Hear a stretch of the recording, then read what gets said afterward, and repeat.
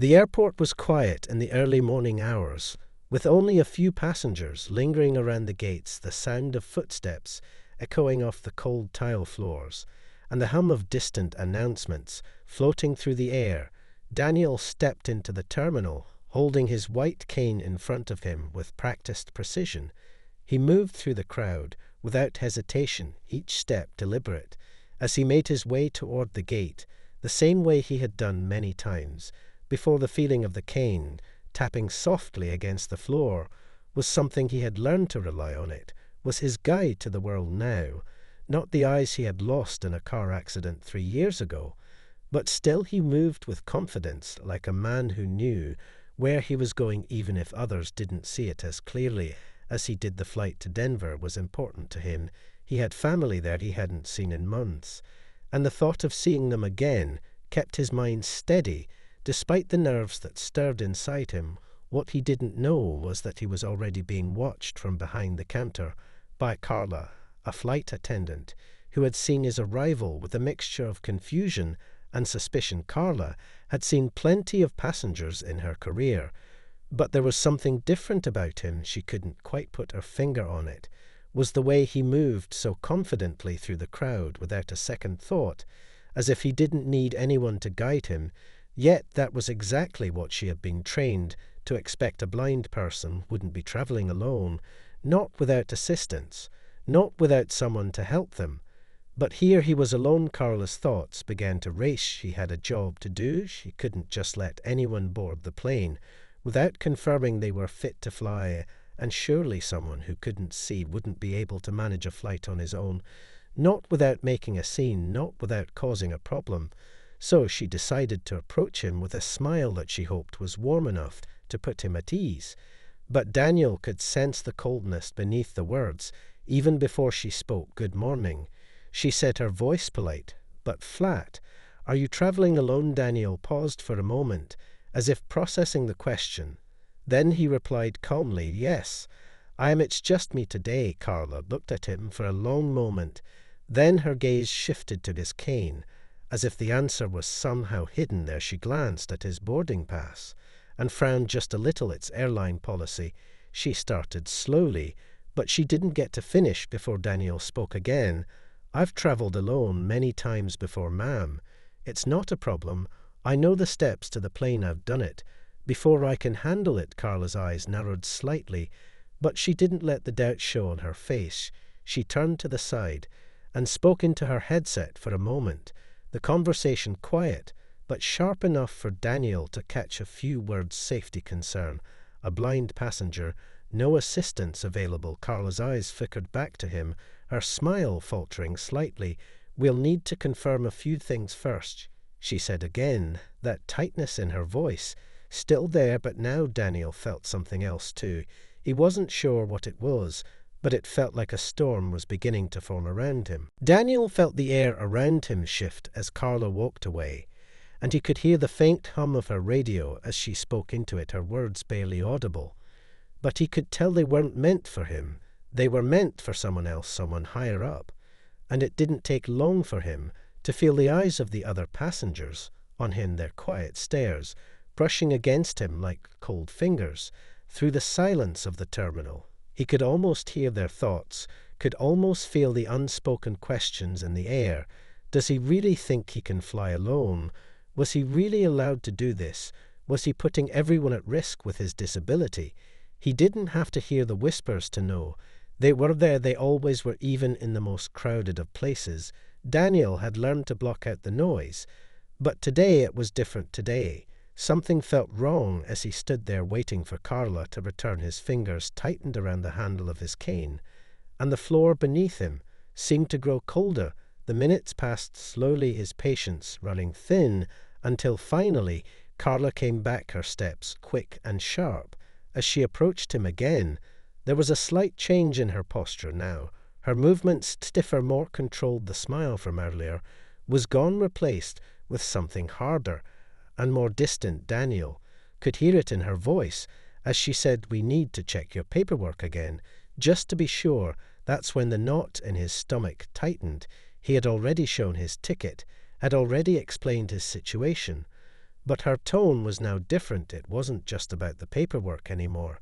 It was something else, something unspoken, something that didn't belong in the exchange of flight details. "You're traveling alone," she repeated slowly just to make sure. Daniel could feel the weight of the question hanging in the air, as if she were daring him to give the wrong answer, the wrong kind of explanation. But Daniel wasn't the kind of person who would back down, not now, not after everything he had been through over the last few years. Losing his sight had been a devastating blow, but he hadn't let it stop him from living. He had fought too hard to let some stranger question his right to exist in the world as he was, and so he answered calmly, "Yes, I'm traveling alone. This is my flight, and I'm ready to board, if that's all right with you." He could hear the slight shift in the air as Carla's eyes narrowed, but she didn't say anything at first. Instead, she glanced over her shoulder at another flight attendant standing nearby, and Daniel could feel the tension building between them, as if some silent conversation was taking place at the edge of his awareness.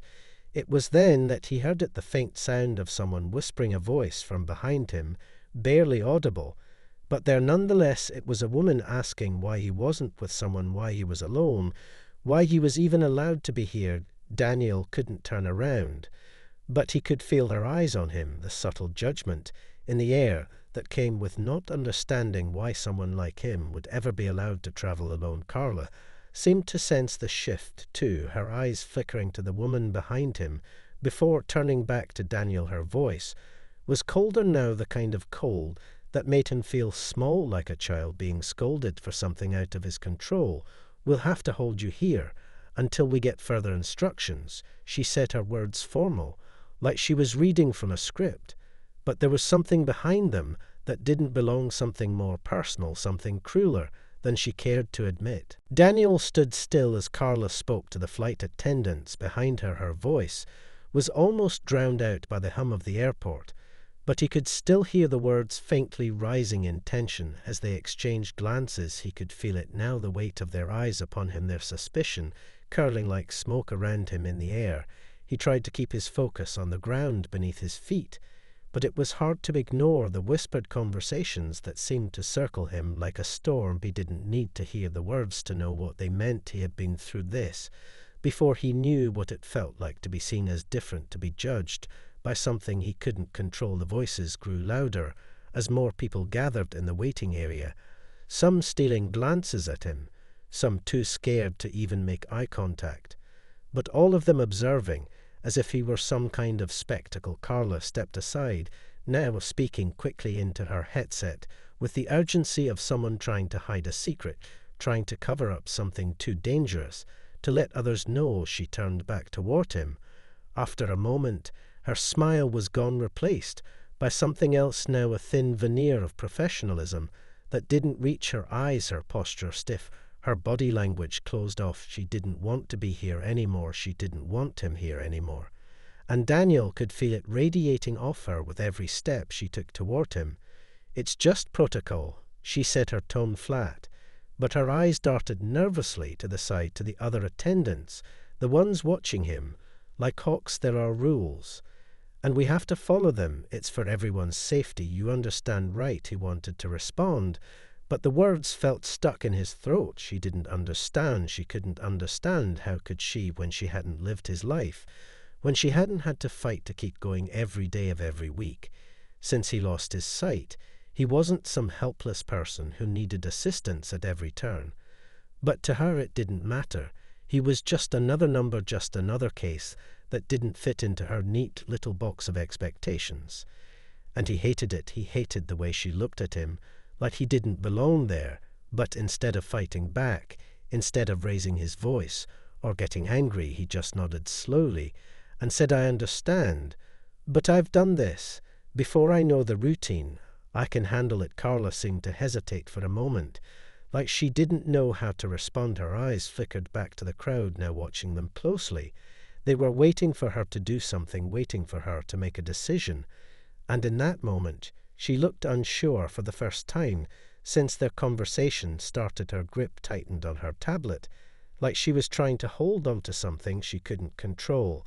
And Daniel could feel it the moment when she realized that her certainty was crumbling, that the wall she had built between them was starting to crack. The silence stretched on like a thick rope between them.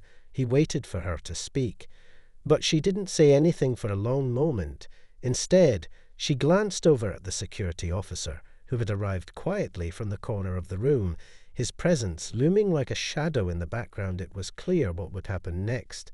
And yet Daniel held his ground. The air in the terminal felt heavier now, the quiet murmurs from the crowd growing more pronounced, more urgent. Carla stepped forward finally and said, "I'm afraid I'm going to have to ask you to step aside and wait until further notice." Her voice was colder now, more businesslike.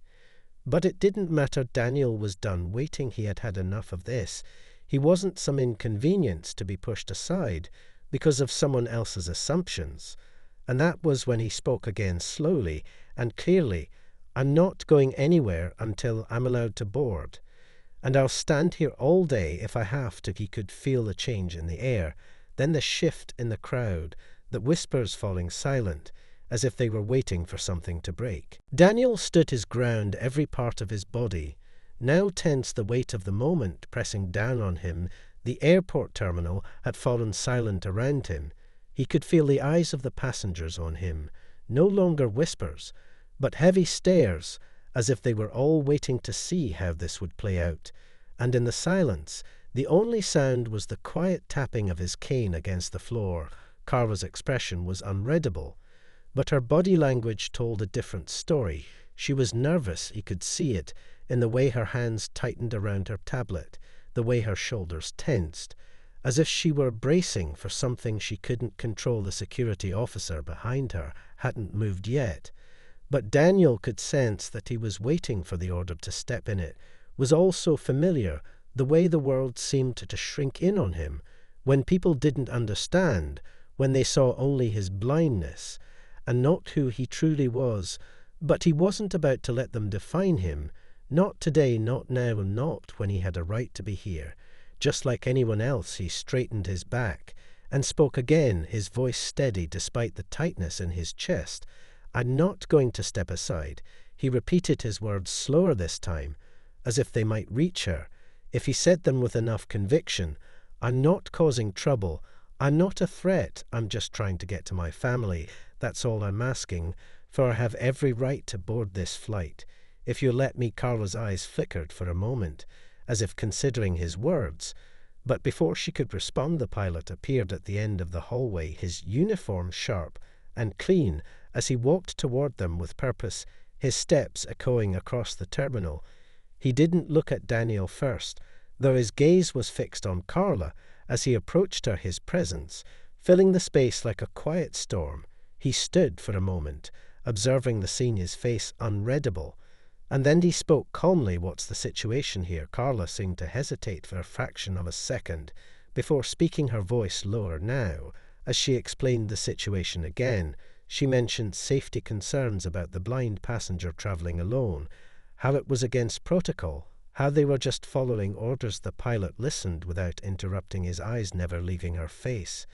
And when she finished, he looked at Daniel for the first time. His gaze was different, not filled with judgment, not filled with suspicion, but something else entirely, something softer, almost respectful. Daniel could feel it, a shift in the air around them. The pilot's gaze was steady as he spoke with authority. "I've been flying for over 20 years, and I've seen passengers in all kinds of situations," he said, his voice low but firm. "And in all my years, I've never seen someone so confident and sure of themselves as you are, sir. You've got courage." And I respect that. He paused for a moment, letting his words settle before he turned back to Carla, his voice unwavering. "I don't care what the protocol says this man gets on this plane, and if you have a problem with that, you take it up with me." Carla's face flushed, but she didn't speak at first. Her mouth opened and closed, as if she were searching for the right words, but none came out. Daniel could feel the tension in the air. Between them it was palpable, like an electric charge running through the terminal. The pilot didn't wait for her to respond. He simply turned to Daniel and said, "I'll make sure you have a safe and comfortable flight. If you need anything, just let me know." Daniel was stunned for a moment. The words so simple, but so powerful they broke through the tension like a light in a dark room. He felt a wave of relief wash over him. But before he could fully process it, the crowd around them began to murmur again, some voices of approval, some not so sure about what had just happened. But it didn't matter, the pilot had spoken. And in that moment, Daniel knew that this wasn't just about him anymore. It was about something bigger, something that would ripple through the entire flight and beyond. The terminal felt different now as the words of the pilot echoed in the air. The tension that had been suffocating Daniel just moments ago seemed to dissipate, but not entirely. The murmurs of the crowd continued to buzz like an electric current running through the space. People were still watching, but now it was different. Some of them were nodding approvingly, some still unsure, their eyes flickering between him and the pilot like they couldn't quite decide what to make of it. Daniel felt a wave of relief, but it didn't last long. It never did.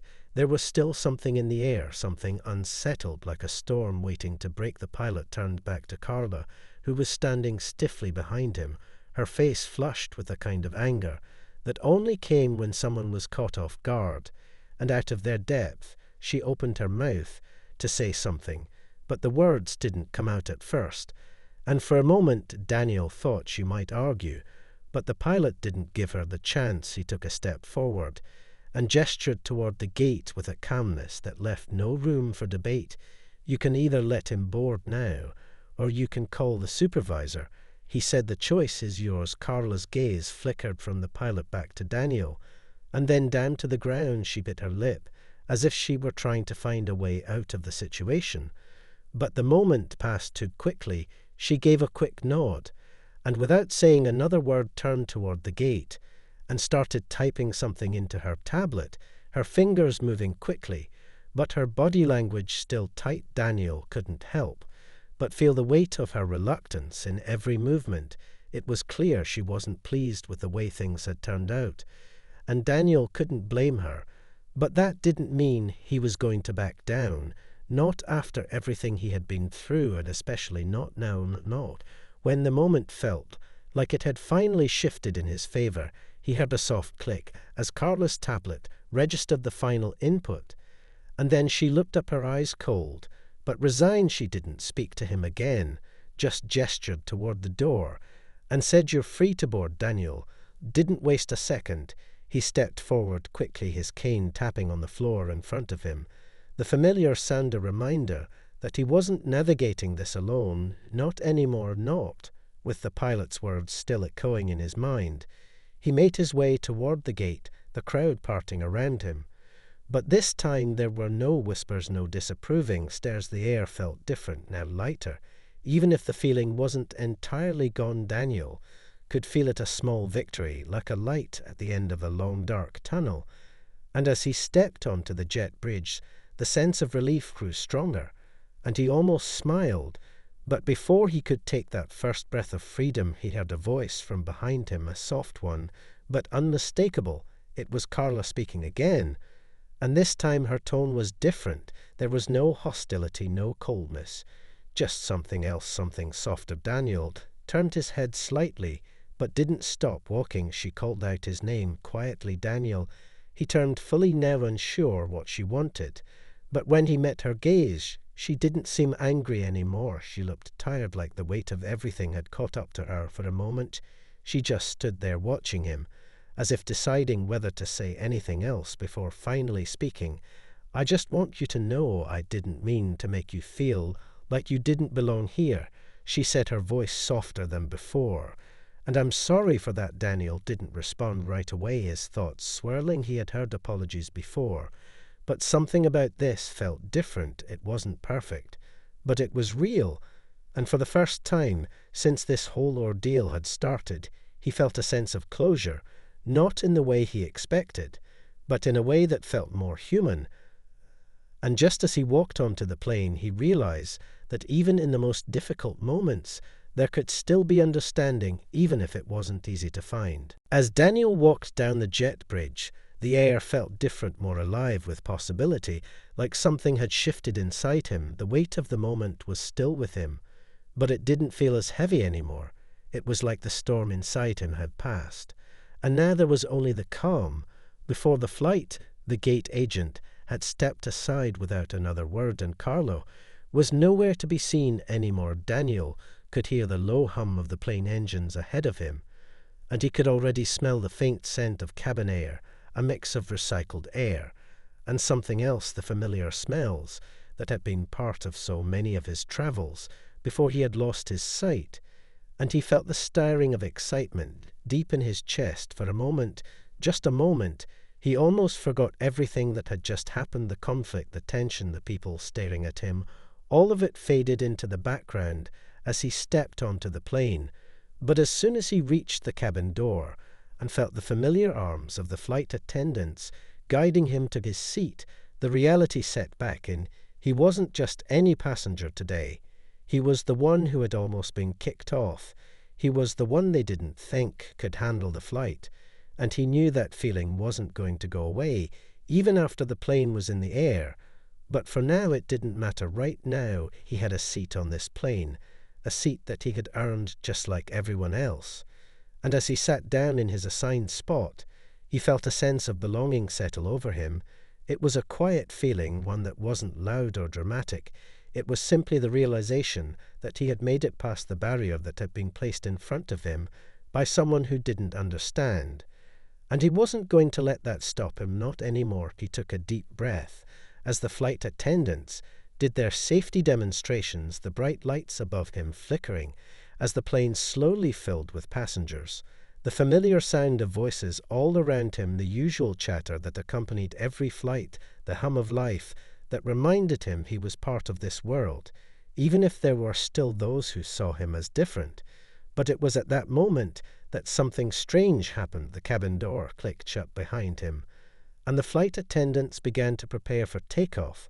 When Daniel felt a tap on his shoulder, he turned quickly, his hand instinctively reaching out. But it was only the flight attendant, the one who had greeted him at the door, a woman with a kind smile and eyes that had softened since their first interaction. She leaned in close, and in a voice barely above a whisper, she said, "Sir, I just wanted to thank you for handling everything so gracefully today. It means a lot to us, and to the other passengers." To Daniel froze for a moment, unsure of how to respond. Her words weren't what he had expected. They weren't filled with pity or judgment. They were genuine and sincere. And for a moment, he wasn't sure what to say, but after a beat, he simply nodded and said, "Thank you, I appreciate that." The flight attendant smiled again before stepping back to continue her duties, and Daniel sat there in the quiet of the cabin, letting her words sink in. For the first time since this entire ordeal had started, he felt like something had changed, like he wasn't just a blind man in the way of everyone else. He was a person who belonged. And as the plane began to taxi down the runway, he allowed himself to feel a small sense of triumph. It wasn't about winning or losing, it was about standing up for himself, about showing everyone that he could handle this world on his own terms. And as the plane lifted off into the sky, Daniel leaned back in his seat and closed his eyes for a moment, letting the sound of the engines lull him into a calm peace. He knew there would always be challenges ahead, but for today, for this moment, he had won. As the plane soared higher into the sky, Daniel's thoughts began to drift. His fingers tightened around the armrest of his seat, and he let the rhythmic hum of the engines soothe his mind. But the events of the last few hours didn't fade away completely. They were still there in the back of his mind, like a whispering wind that refused to die down. Carla's face was still fresh in his memory, the coldness in her eyes, the way she had tried to dismiss him so easily. And for a moment, he felt a flicker of anger rising up again. It wasn't just about the flight anymore. It was about something bigger, something that had been with him long before this day, something that had followed him for years. The feeling of being an outsider, the feeling of always having to prove himself over and over again, just to be seen as equal to anyone else. And it hurt more than he cared to admit. But the anger wasn't enough to keep him in the past. He couldn't stay there. It wouldn't do him any good to hold on to those feelings. Not when he had come so far, not when he had fought so hard to keep moving forward. Daniel shifted in his seat, his hand still resting on the armrest. But his mind began to settle as the plane climbed higher above the clouds. He could feel the tension slowly leaving his body. As the flight continued, the voices around him faded into the background, and he allowed himself to just be there, to exist in that moment, without thinking too much about what had come before. But just as he started to relax, there was another tap on his shoulder. This time it wasn't the flight attendant. It was a man who had been sitting a few rows ahead of him. He was older, with greying hair and a kind face. His voice was low and steady. "When he spoke, sir, I just wanted to say that I admire your courage today."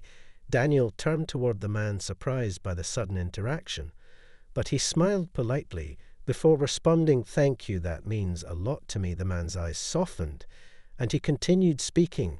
"I saw what happened back at the gate, and I just wanted to tell you that you handled it with more grace than most people would have. You were calm even when things got tense, and that's something special." Daniel didn't know what to say at first. The words were unexpected. They weren't the ones he was used to hearing: the judgment, the pity, the uncomfortable silence. But this man's words were different. They were real. And for a moment, Daniel felt something shift inside of him. It wasn't just about the apology or the understanding from earlier. It was about the fact that someone else had seen him, had recognized him for what he truly was, and not just for what he had lost. And it made all the difference. Daniel felt his chest tighten slightly, but in a good way, of feeling that wasn't about sadness or anger, but about gratitude, about being seen for the person he was, not the disability he carried. The man smiled back at him, then patted him gently on the shoulder as he stood to leave. Daniel watched as the man walked down the aisle and disappeared into the restroom.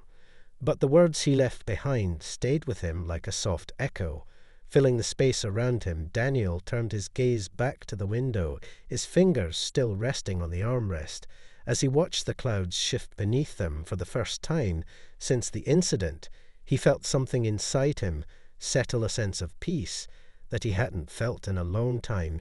He wasn't sure if it was the flight itself, or the man's words, or perhaps a combination of both.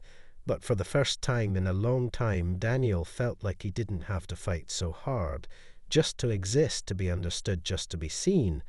And maybe that was enough. Maybe that was all he really needed to feel like he belonged. As the flight continued through the clouds, Daniel felt a quiet sense of calm washing over him. The events of the day seemed to fade into the distance as the plane soared higher into the sky. But the truth was, Daniel knew something had changed, something deep within him that he couldn't quite put into words. The feelings of doubt and anger had been replaced by a strange sense of clarity. The weight he had carried for so long had lightened, even if only a little bit, and he allowed himself to enjoy the quiet, the stillness of the moment as he sat there in his seat, just being there, just existing in the space around him. And for the first time in a long time, he didn't feel like he was fighting for space or for attention. He wasn't proving anything to anyone. He was just living. He was just breathing. And it was enough. It was more than enough for him. And in that moment, Daniel knew that even though the world wasn't always going to be kind, even though there would always be people who didn't understand, or people who made him feel small or insignificant, he would continue to fight, not because he had to, but because he deserved to live the life he wanted to live without apology. He deserved to exist in this world without being judged by something beyond his control. The thoughts swirled in his mind as the flight attendants moved quietly through the cabin, but it was the man who had spoken to him earlier who was still on his mind. The kind words, the recognition, they weren't just words, they were a reminder of what he had always known deep down, that he was worthy, that he was capable, that he could be strong even in the face of adversity. And as the plane continued its journey, Daniel felt the world around him start to shift in a way that made him believe in something bigger than just the confines of the flight, something bigger than the tension or the anger or the frustration that had filled him earlier. There was a calmness that settled in his chest, a quiet acceptance of who he was, who he had become over the years of struggle and triumph alike. And when the captain's voice crackled over the intercom, signaling that they were about to begin their descent, Daniel closed his eyes for a moment, letting the sound of the engines lull him into a peaceful state of mind. He thought about the people waiting for him, the family he was going to visit, the love and connection that awaited him. And in that moment, he realized that his journey wasn't just about fighting for his place in the world. It was about the connections he made along the way, the people who saw him for who he was, not just for what he had lost, not just for what the world expected of him, but for the person he truly was. And that was the greatest victory of all the flight attendants. Moved through the aisle again, their voices soft and comforting. But for Daniel, there was nothing else to do now but wait for the landing, the feeling of the plane, descending slowly, grounding him to the reality of the world outside. He opened his eyes as the plane hit the ground, the lights of the city twinkling in the distance. And he knew that this moment, this peaceful calm, was something he would carry with him long after the flight had ended, long after he had left the airport and gone back to his life. The flight may have been over, but the journey was far from finished. And as the wheels touched down on the runway and the plane came to a smooth stop, Daniel took a deep breath, a smile spreading across his face, knowing that no matter what happened next, no matter what challenges life would throw his way, he had already won.